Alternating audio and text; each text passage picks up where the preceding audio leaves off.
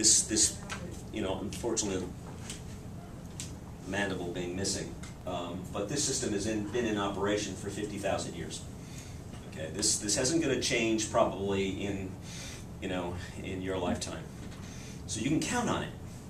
Back to my reason talking about bones and structure. There's certain things you can count on because there's hard points. And if you kind of know A, again I said it last week too, you can't draw something if you don't know it exists. So you got to know these things are here.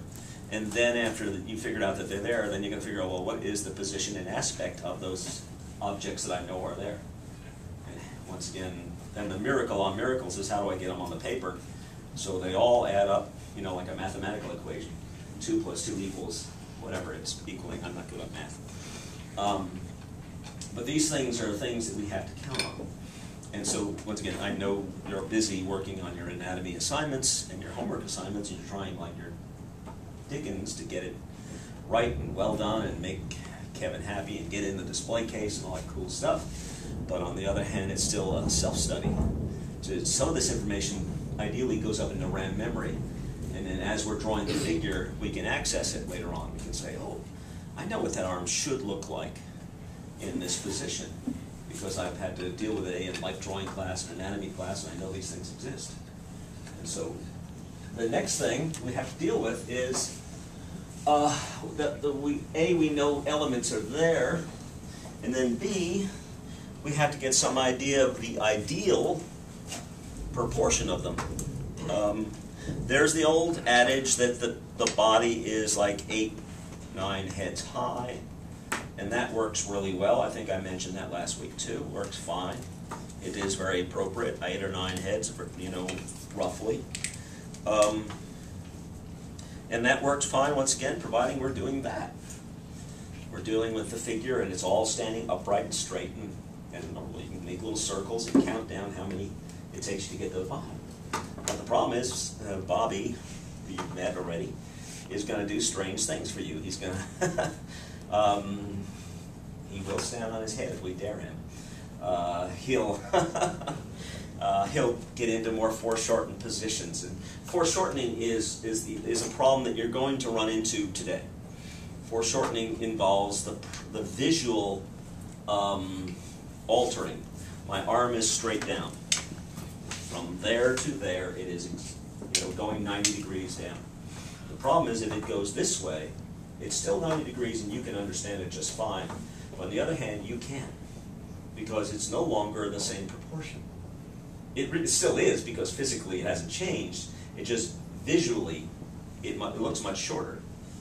Okay, and so the problem, and of course the solution, there is the problem first, and now the solution is back to Anatomy 101.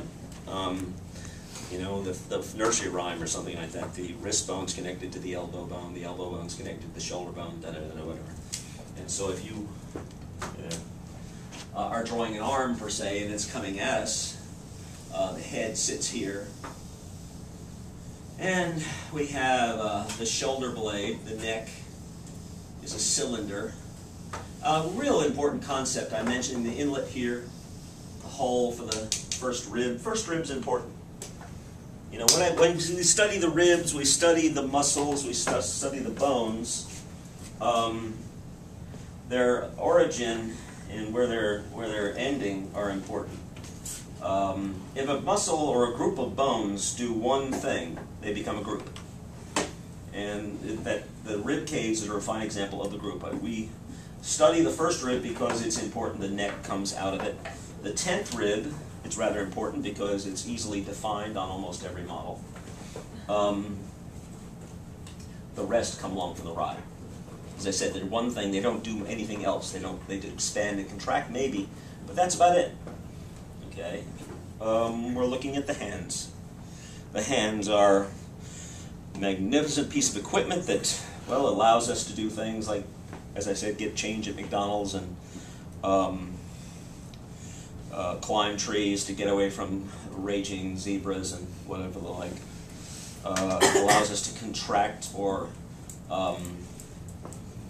abduct. Proper word is abduct, to take away.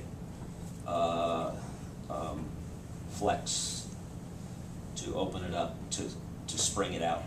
We got one muscle doing this, another group of muscles doing that.